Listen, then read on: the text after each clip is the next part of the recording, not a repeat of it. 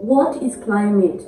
Climate is the average weather condition of a place studied over a long period of time for about 30 to 35 years.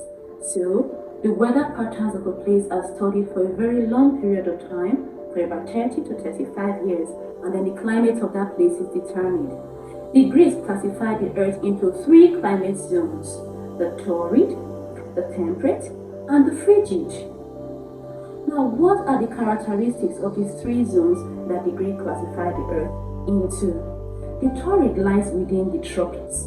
According to the Greeks, the sun is always overhead in the tropics. The angle of the sun is very high, and so this place receives intense insolation, which translates to high temperature. So the temperature in the Torrid zone is very high throughout the year. And the Greeks thought that there cannot be survival in the Torrid zone because of intense heat, too hot for living. That's what they thought.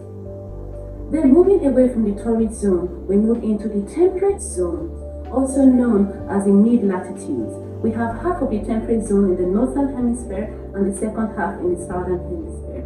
In the Temperate zone, the insolation is not as intense as what you have in the Torrid zone. However, the angle of the sun is also not very oblique, so they receive a considerable amount of heat from the sun. The temperature in the temperate zone is moderate, and the Greeks back then, in their own known word, felt that the temperate zone was the only zone convenient and conducive for human habitation. The third zone is the frigid refrigerator. According to the Greeks, the frigid zone is the coldest part of the earth, where temperature is very low. This is because of their distance from the equator and also the angle of the sun being very oblique, so they are not able to receive enough heat from the sun. For them, these regions, the frigid zones, were just too cold for human habitation. So for the Greek back then, the torrid, too hot, the frigid, too cold, the temperate zone, just right.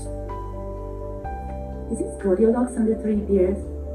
Well, that's what the Greeks thought, and that's how the Greeks classified the climate of the earth. The good thing about the Greek classification is that it's very simple and easy to understand. I can just wake you up at midnight. Hey, how did the Greek classify the climate? And you just wake up, torrid, temperate, frigid. Very simple, right? However, there are demerits, and one of those demerits is that the classification is subjective. The Greeks did not carry out intensive research. They did not carry out measurements. They only considered temperature and the latitudes of places on the earth. They also did not even care about the variations that may occur within these 3 zones. We cannot, however, throw away the classification because their classification is a foundation, is a base for every other classification in geography.